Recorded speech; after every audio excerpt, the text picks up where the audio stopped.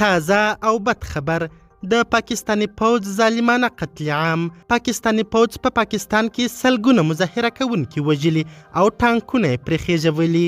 د پاکستان پوځ دغه ناوړه کړنې ته د افغانستان اسلامي امارت هم سخت غبرګون ښودلی او دا د بشریت ضد کړنه بللې.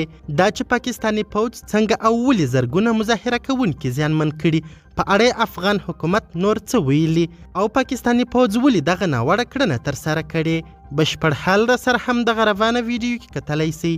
سلامونه قدرمنو لیدونکو، مشال پریس یوټیوب چینل ته مو هرکلی کوم. په پاکستان کې د تحریک لبیک ګوند له لورې پیل سوی لاریون په تاوتریخوالي واوښت او پولیسو پر لاریون کوونکو مخامخ ډزې کړي او زغروال ګاډي یې پرې خېژولي.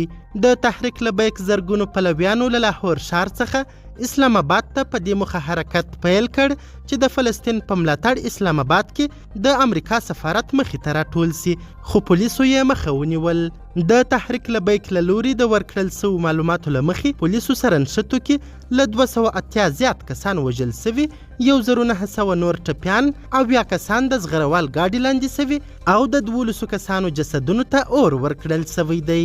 د تازه معلوماتو له مخې دا محل له لاهور سربیره د پنجاب په شیخپوره، ننکانه، وهاړي، قصور او د پنجاب په ګڼو نورو ولسوالیو کې د تحریک لبیک پلویانو اعتراضات پیل کړي دي. همدارنګه د دغې ناوړې کړنې په غبرګون کې د افغانستان اسلامي امارت ویان ذبیح الله مجاهد پر خپل ټویټر پاڼه په یوه نشر سوي اعلامیه کې ویلي په پاکستان کې د تحریک لبیک په نوم ګوند لخوا اعتراضیه ناستې پیل سوي وې چې غوښتل یې دغه اعتراض تر اسلام آباد پورې ورسوي او د هغه هیواد له قانون سره یې سمې مظاهرې وکړي. خو د پاکستاني پوځ لخوا په یادو مظاهره چانو مخامخ ډزې او بریدونه سوي چې له امله یې ملکي خلکو ته خورا درانه ځاني او مالي زیانونه اوښتي دي. موږ د ملکي خلکو په وړاندې د دغه راز تاوتریخوالي او مرګ ژوبلې له امله سخت خواشیني او متاثره سوو. د وژل سوو له کورنیو او ټول پاکستاني ملت سره خپله خواخوږي شریکوو او ټپیانو ته عاجله شفا غواړو.